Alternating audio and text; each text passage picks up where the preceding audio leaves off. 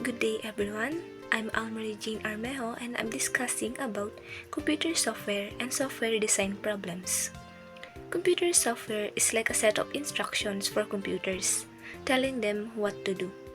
In addition to that, ang software ay hindi nahawakan na programs at data. Ito'y nakapaloob lamang sa computer. Kumbaga, sila ang rason para gumana ng maayos ang sistem ng computer, smartphone, and other techs. Example niya ay ang mga nakalagay sa screen, including Facebook, App, OS, Pinterest, and the rest. There are two main types of computer software. Una ay ang system software. This manages computer hardware and lets other software run smoothly. Examples include operating system, language processor, device driver, utility software. Ang mga functions na ito ay nagtitiyak na gumagana ng maayos at ligtas ang iyong computer. Nagpapadali sa pakikipag-ugnayan sa iyong mga paboritong aplikasyon. Ang application software naman ay ang mga programs designed for specific tasks like word processing or web browsing. Also, nakadepende sa users kung anong aplikasyon ang gagamitin nila para gumana ang computer ng system. Examples, word processing software, database, processing, and social medias. Computer software helps solve social problems and makes work better. It does this by helping people learn easily, manage healthcare efficiently, protect the environment, support fairness, keep information safe, work smarter, and make sure technology is used responsibly. What is software design?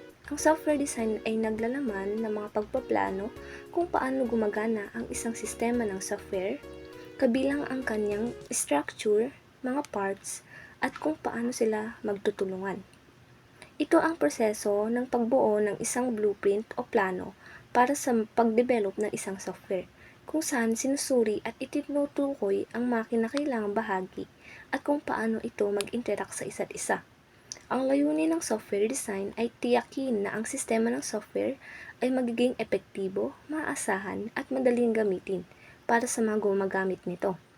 Sa pamamagitan ng maayos na pag-design, maaring maiwasan ang mga posibleng isyu sa pagpapatupad at magkaroon ang mas magandang karanasan ang mga user sa paggamit ng software. There are 5 software design problems. First, requirements ambiguity. Second, scalability issues. Third, security risks. Fourth, technology changes. And lastly, user experience trade-offs. Aking tatalakayin ang mga problema at kung paano masolusyonan ito. Una, sa requirements ambiguity. Minsan, hindi malinaw ang gusto ng mga taong may interes sa software, kaya't nagkakaroon ng pagkakamali at kailangang ulitin ang trabaho. Para maiwasan ito, mahalaga ang maayos na komunikasyon, pag-unawa sa kanilang pangangailangan, at malinaw na paglilista ng mga kailangang gawin gamit ang mga teknik tulad ng prototypes. Ito ay upang maiwasan ang gulo at masiguro na naunawaan ng lahat ang kailangan sa pagbuo ng software. Pangalawa, scalability issue. Mahalaga na siguruhin kayang harapin ng software ang paglawak ng walang mga problema sa pagganap. Maaga dapat pag-aralan ang pangangailangan sa paglawak, idisenyo para sa paglawak at gamitin ang mga pattern tulad ng microservices. Dapat din itest ang system performance under load.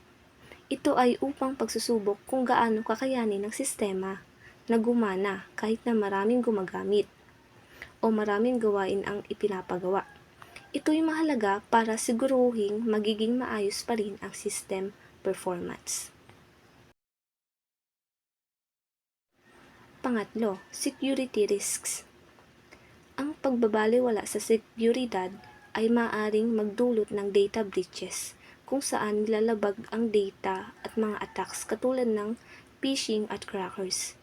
Maaga dapat tukuyin ang mga threats, isama ang mga hakbang sa seguridad tulad ng encryption at regular tests para sa mga kahinaan. Pang-apat, technology changes. Ang paglabas ng bagong kagamitan at teknolohiya ay nangangailangan ng pag-a-adjust. Mananatiling updated, suriin ng maingat ang bagong teknolohiya at magplano para sa mabuong transitions kapag tinanggap ang mga ito.